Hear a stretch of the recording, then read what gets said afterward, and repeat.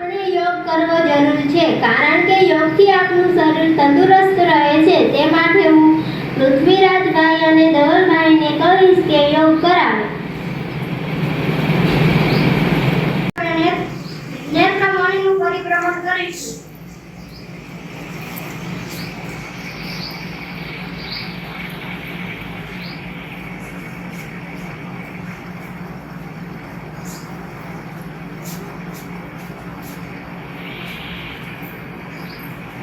યોગ મુદ્રાસન માટે તૈયાર.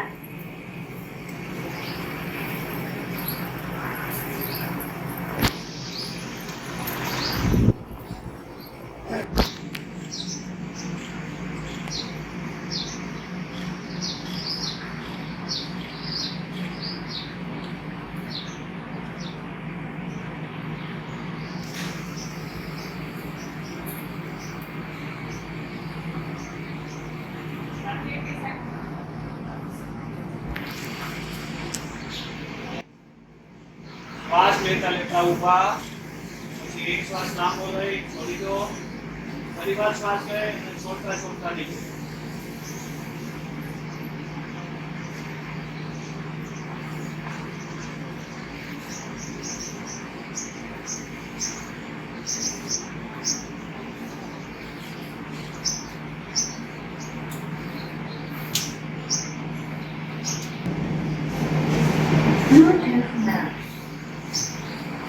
હવે અનુલોમ વિલોમ માટે તૈયાર.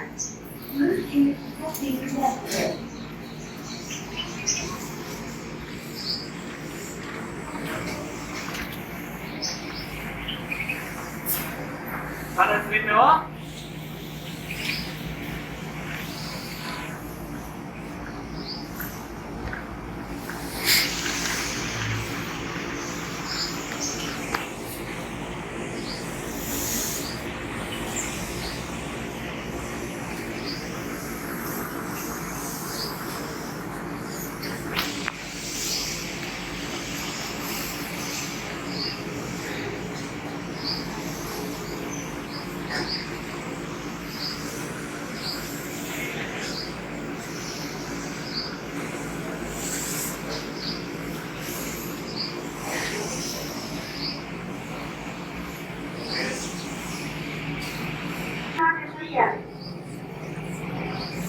ધ્યાન છે બધા જ પોતાના શરીરના અંગોનું કાલ્પનિક પરીક્ષણ કરશે. જાણવું છે ધીરે ધીરે આપણું ધ્યાન શ્વાસમાં કરી રહ્યું છે. નાકની કૂચને જોતા બંને આંખોની વચ્ચે જે નાકનો ભાગ છે કપાળનો, ત્યાં આપણું ધ્યાન આવશે. એ માટે સ્થિર એવી જ રીતે પોતાની નીચે પગ મૂકશે.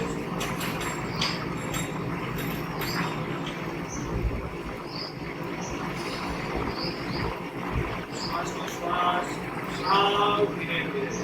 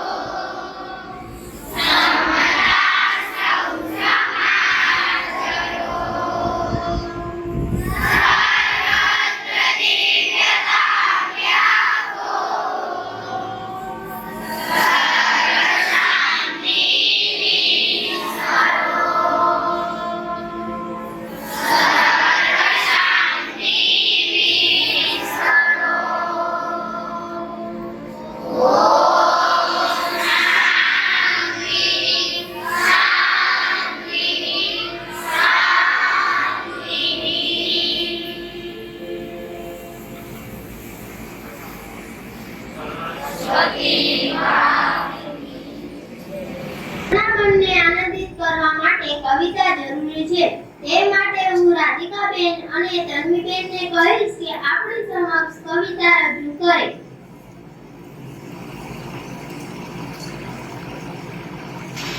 ત્યારથી તમે શાંતિપૂર્વક સાંભળજો. ફૂલો ભલે બીજું બધું મા બાપને ભૂલશો નહીં. અગણિત છે ઉપકાર એના તે વિસરશો નહીં. અહર્ષ્ય વેઠી વેદના ત્યારે દીઠું ત્યાં મૂકડું. એ પુનિત જનના કાળજા પર સર્વની ભૂલશો નહીં. કાઢી મુખેથી ગોળીઓ મોંમાં દળીને મોઢા કર્યા. અમૃત ચણાવે લાડ સામે ફેરું ગળશો નહીં. લાખો લડાવ્યા લાડ તમને ગોળ સૌરા કર્યા. એ ગોળના ફૂલના રખોડ ફૂલવા ભૂલશો નહીં. લાખો કમાતા ભોગલે મા બાપ દેવી ના કર્યા. એ લાખની પણ લાખ છે એ માનવું ભૂલશો નહીં. સંતાનની સેવા કરો સંતાન તો સેવા કરો. તેવું કરો તેવું કરો એ ભાવના ભૂલશો નહીં. ધીને સુઈ પોતે અને સુકે સુવાડ્યા આંખને એની અમીમય આંખને ભૂલીને ભીંજાવશો નહીં. પુષ્પોથી છાવ્યા પ્રેમથી જેને તમારા રાહ પર. એ રાહ કરનારા અવર કંઠ કરી બનશો નહીં. ઝલક જતા મળે વર માતા પિતા મળશે નહીં. એના પુનિત ચરણો ધણી ચાહના ભૂલશો નહીં. ફૂલો ભલે બીજું બધું મા બાપને ભૂલશો નહીં. અગણિત છે ઉપકાર એના તે વિસરશો નહીં. તમે માળા બદલો મંદિર બદલો કે પછી ભગવાન બદલો પણ જ્યાં સુધી તમારા વિચાર ના બદલે ત્યાં સુધી બધું નકામું જ છે. તો વિચાર બદલવા આપણને દિશાબેનને કહીશું કે આપણી સમક્ષ સુભાષિત રજૂ કરે. અયમ નિજ કરો વેદી ગણના લઘુ ચેતસા ઉદાચરિતાના સુવસુદેવ કુટુંબકમ. આ પંક્તિમાં કવિ કહે છે કે આ મારું છે અથવા બીજાનું તેવી ભાવના સાથે આખું વિશ્વ કુટુંબ છે. આપણે પ્રશ્નોત્તરી કરવી જરૂરી છે કારણ કે પ્રશ્નોત્તરીથી આપણને પ્રશ્નોના જવાબ આવડે. તે માટે હું ખમાબેનને કહીશ કે આપણી સમક્ષ પ્રશ્નોત્તરી રજૂ કરે. આજની મારી મુખ્ય પ્રશ્નોત્તરી વાર સોમવાર. પ્રશ્ન 1. સરદાર પટેલ યુનિવર્સિટી ક્યાં આવેલી છે?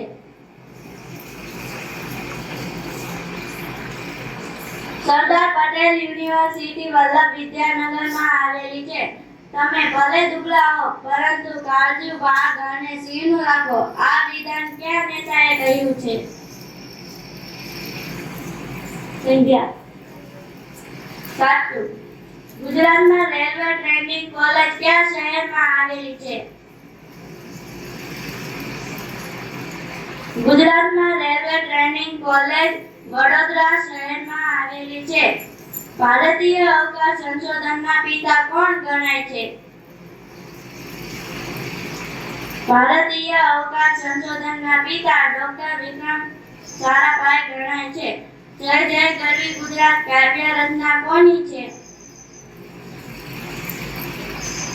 જય જય ગરવી ગુજરાત કાવ્ય રચના કવિ નર્મદની છે. કુમાર પાળે કોની પ્રેરણાથી જૈન ધર્મનો સ્વીકાર કર્યો હતો? કુમાર પાળે હેમચંદ્રાચાર્યની પ્રેરણાથી જૈન ધર્મનો સ્વીકાર કર્યો હતો. ગુજરાતમાં સૌપ્રથમ પ્લેનેટોરિયમ ક્યાં સ્થપાયું હતું? ગુજરાતમાં સૌપ્રથમ પ્લેનેટોરિયમ સુરતમાં સ્થપાયું હતું. તમારા ફોઈના છોકરાના મામાની પત્ની તમારે શું થાય? સાચું. તમારી માતાના પુત્રના પિતાની બહેન તમારે શું થાય?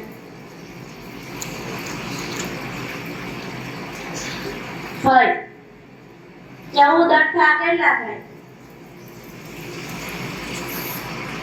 90. સાચું. 16 નવા કેટલા થાય? 11.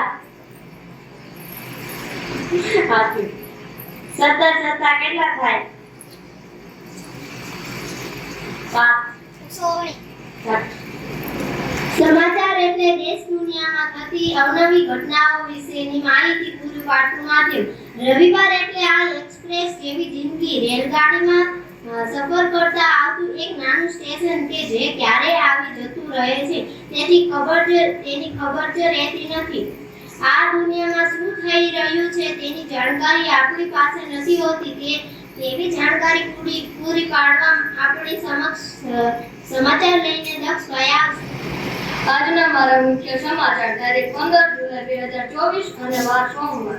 રાજ્ય સરકારના કર્મચારીઓના મોંઘવારી ભથ્થામાં જાન્યુઆરી 2024 થી 4% વધારો જાહેર. મોંઘવારી ભથ્થામાં વધારાની 6 માસની તફાવત રકમ એરી વર્ષ 3 હપ્તામાં પગાર સાથે ચૂકવવામાં આવશે. શંકાસ્પદ 2 બાળક સારવાર હેઠળ. રત્ન ભંડારનો આંતરિક કક્ષ છેલ્લા 46 વર્ષથી બંધ. આપણે ગણતરી કરવી જરૂરી છે, તે માટે આપણે ઘડિયા પણ જરૂરી છે. તે માટે હું માહીબેન, સંધ્યાબેન અને નવ્યાબેનને કહીશ કે આપણે સમક્ષ ઘડિયા ખાન રજૂ કરે.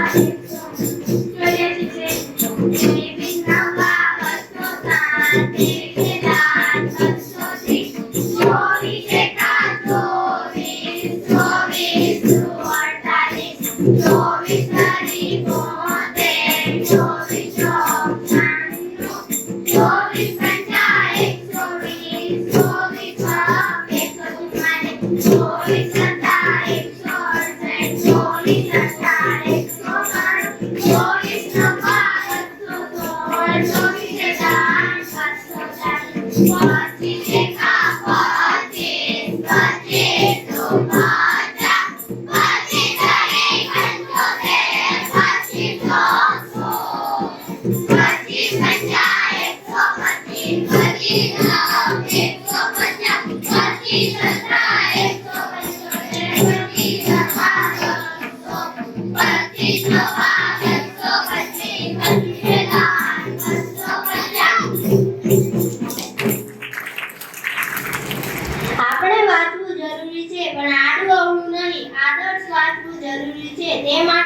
અવધીશભાઈને કહીશ કે આપણી સમક્ષ આદર્શ વાચન રજૂ કરે. આજનું મારું આદર્શ વાંચન સંસ્કૃત ભાષાનો જન્મ ભારતીય ઉપખંડમાં થયો હતો અને સંસ્કૃતને વિશ્વની પ્રથમ વાંચેલી, લખાયેલી અને સમજાતી ભાષાનો દરજ્જો મળ્યો છે. વિદ્વાનોના મતે સંસ્કૃતને ઇન્ડો-આર્યન પરિવારની ભાષા માનવામાં આવે છે. સંસ્કૃતનો વિકાસ બે તબક્કામાં થયો છે. એક વૈદિક સંસ્કૃત, જેમાં આપણા વેદ, ધર્મશાસ્ત્ર, રામાયણ, મહાભારત, ઉપનિષદ વગેરે લખવામાં આવ્યા છે, અને બીજું પાણિની દ્વારા લખાયેલ સંસ્કૃત છે, જેમાં અભિજ્ઞાન, શાંકુલમ જેવા અનેક અલૌકિક ગ્રંથો, પાતંજલ યોગ સૂત્રઓ વગેરે લખાયા છે. હાલમાં વાંચવા અને લખવામાં આવતા સંસ્કૃતનું સ્વરૂપ પાણીએ લખેલા વ્યાકરણ પર આધારિત છે. સંશોધનમાં જોયું છે કે સંસ્કૃતનો ઉપયોગ કરીને કમ્પ્યુટર પ્રોગ્રામિંગને સરળ બનાવી શકાય છે, અને આ ભાષાના ઉપયોગથી કમ્પ્યુટર પ્રોગ્રામિંગમાં ભૂલની શક્યતા ખતમ થઈ જાય છે. સંસ્કૃત ભાષામાં વાત કરવાથી માનવ શરીરની નસો સક્રિય રહે છે. સંસ્કૃતને દેવવાણી, સુરભારતી વગેરે નામોથી પણ ઓળખવામાં આવે છે. આપણે વાર્તા કરવા માટે જીનલબેનને કહીશું કે આપણી સમક્ષ વાર્તા રજૂ કરે. એક ગામમાં બે મિત્રો રહેતા હતા. રામુ અને શ્યામુ બંને ખૂબ જ પાકા મિત્રો હતા. જ્યાં જાય તે સાથે જ રહેતા. એક દિવસ બંને મળીને કંઈક કરવાનો વિચાર કર્યો. બંને ચાલતા ચાલતા વાતો કરતા કરતા ગામની ખૂબ જ દૂર નીકળી ગયા અને બંને વચ્ચે ઝઘડો પણ થઈ ગયો. રામુએ ગુસ્સે થઈને તેના મિત્ર શ્યામુને ગાલ પર લાફો માર્યો. શ્યામુએ ગાલ પર લાફો માર્યો તે તો નમી લીધો, પણ તેના મનમાં ખૂબ જ દુઃખ થયું. તેણે એક જગ્યાએ રહીને રેતી ઉપર લખ્યું કે આજે મારા મિત્ર રામુએ મને ગાલ પર લાફો માર્યો. ચાલતા ચાલતા બંને ચાલવા માંડ્યા જ્યાં સુધી તેમને પાણી ન દેખાયું. પાણી દેખાતા જ તે બંને ખુશ થઈ ગયા. શ્યામુએ કૂદકો મારીને નાહવા માંડ્યો. તે ઊંડાઈ સુધી જતો રહ્યો હતો. પછી તે થોડી વાર પછી ડૂબવા લાગ્યો. પછી તે રાડો પાડવા લાગ્યો. રામુનું ધ્યાન ખેંચાયું. તે તરત જ તેને બચાવવા કૂદી પડ્યો. તેને કિનારો પર લાવીને તેને પેટમાંથી પાણી બહાર કાઢ્યું. તેને થોડી વાર પછી હોશ આવ્યો અને પછી તે આજુબાજુ જોયું અને તેને એક મોટો પથ્થર દેખાયો. તેને મોટા પથ્થર પાસે જઈને લખ્યું કે આજે મારા મિત્ર રામુએ મારો જીવ બચાવ્યો. પછી રામુને આશ્ચર્ય થયો કે જ્યારે મેં તને લાફો માર્યો ત્યારે તે રેતી ઉપર લખ્યું, અને જ્યારે મેં તારો જીવ બચાવ્યો ત્યારે પથ્થર ઉપર લખે છે. આવું કેમ? શ્યામુએ કીધું, જ્યારે હું નાનો હતો ત્યારે મારી માએ મને કીધું હતું કે જો કોઈ વ્યક્તિ તમને દુખી કરે તો તે વાતને તરત જ રેતી ઉપર લખી દેવી જોઈએ, જેથી ક્ષમાની અવાજથી તે મટી જાય. અને જો કોઈ વ્યક્તિ તમારા માટે સારું કામ કરે તો તેને પથ્થર ઉપર લખી દેવું જોઈએ, જેથી આંધી કે વાવાઝોડું તેને ભૂસી શકે નહીં. હું આદમ સાહેબને કહીશ કે આપણે સમક્ષ ગુરુવાણી કરે. સરસ. હવે કાલે તમે કદાચ મેચ તો કદાચ નહીં જોયો હોય. રાજ્ય શાળા મારે ફ્રાન્સ સ્પેન અને ઇંગ્લેન્ડ વચ્ચે યુરોની મેચ રમાણી ફાઇનલ. સ્પેન ફૂટબોલ સ્પેન ચોથી વખત ચેમ્પિયન બન્યું. આ જીત તો રમતમાં થાય એની તો વાત મારે નથી કરવી. બીજી કાલ વિમ્બલ્ડનની ફાઇનલ હતી. તમને ખબર હોય તો દુનિયાનો નંબર 1 ખેલાડી નોવાક જોકોવિચ જે સર્બિયાનો છે, અને એની સામે સ્પેનનો ખેલાડી હતો લગભગ 20 વર્ષની ઉંમર છે, આલ્કારાઝ. હું તમને વાત કરું કે સ્પેનની ટીમની અંદર એક 16 વર્ષનો ખેલાડી હતો. 16 વર્ષનો ખેલાડી કેવડો હોય તમે અંદાજ મારો. 16 વર્ષનો ખેલાડી ફાઇનલની મેચમાં રમ્યો અને લગભગ એને સ્પેનની એક જ એવી ટીમ હતી કે જે આખી ટુર્નામેન્ટમાં એક પણ મેચ હારી નહીં. એને એના અઢોળ ખેલાડી 19 વર્ષથી નીચેના હતા, અને એની અંદર લોમી યમાલ ખેલાડીનું નામ તો કદાચ યાદ નહીં રહે. 16 વર્ષનો ખેલાડી અને ફાઇનલમાં એને લગભગ 3 ગોલ કર્યા, અને એની મદદના કારણે સ્પેનના બીજા ખેલાડીએ 8 ગોલ કર્યા. અત્યાર સુધીની ટુર્નામેન્ટમાં સ્પેને સૌથી વધારે યુરોની મેચમાં 17 ગોલ કર્યા. આટલા ગોલ કોઈ ટીમ કરી શક્યું નથી. 16 વર્ષનો ખેલાડી હોય ત્યારે હું તમને હાઇલાઇટ બતાવી. જો 16 વર્ષનો ખેલાડી જો સ્પેન વચ્ચે રમી અને આખા દેશનું પ્રતિનિધિત્વ કરી અને જો દેશને જીતાડી શકતો હોય તો માણસમાં તાકાત કેટલી હોય. કાલ આલ્કારાઝ 20 વર્ષનો ખેલાડી છે, લગભગ 4 થી 5 ગ્રાન્ડ સ્લેમ છોકરો જીતી ગયો. 20 વર્ષ એટલે શું ઉંમર? સાવ નાની ઉંમર કહેવાય. હું તો કહું 20 વર્ષ એટલે કાંઈ નહીં. વિમ્બલ્ડનની ફાઇનલ જીતા પછી એને પૂછવામાં આવ્યું તારે હજી શું કરવું છે? કારણ કે આ તો હજી શરૂઆત છે.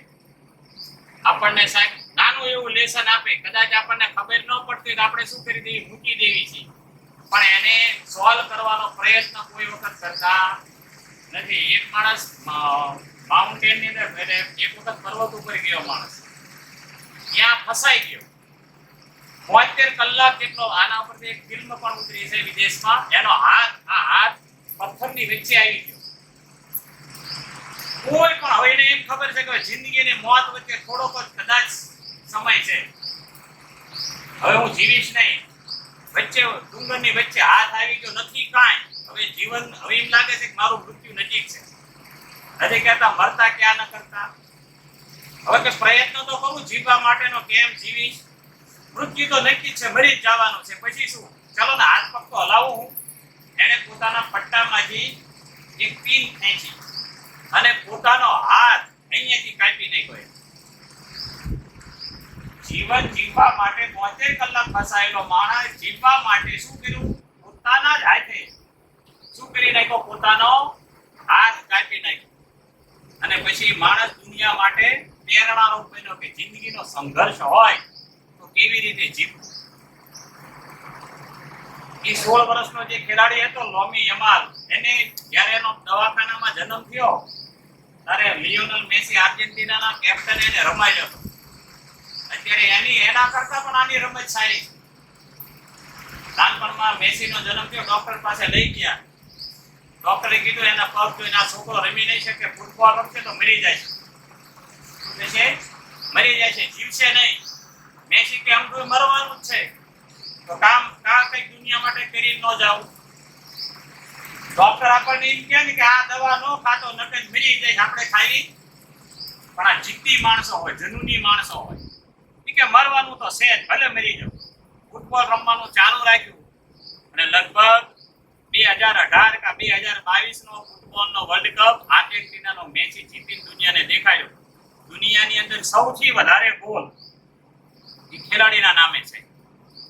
એટલે જીવનની અંદર કોઈ પણ ક્ષણ હોય, હાર માનવાની, જેથી હાર માની લીધી તેથી તમારું જીવન સમાપ્ત. કોઈ માણસ કે જેથી તમે કઈ નવું ન શીખો નહીં, સવારમાં ઉઠ્યા આજે ઉઠા, ઈ સમયગાળા વચ્ચે તમે કોઈ નવું ન શીખો, એમ માની લો એ દિવસે તમે મરી ગયા.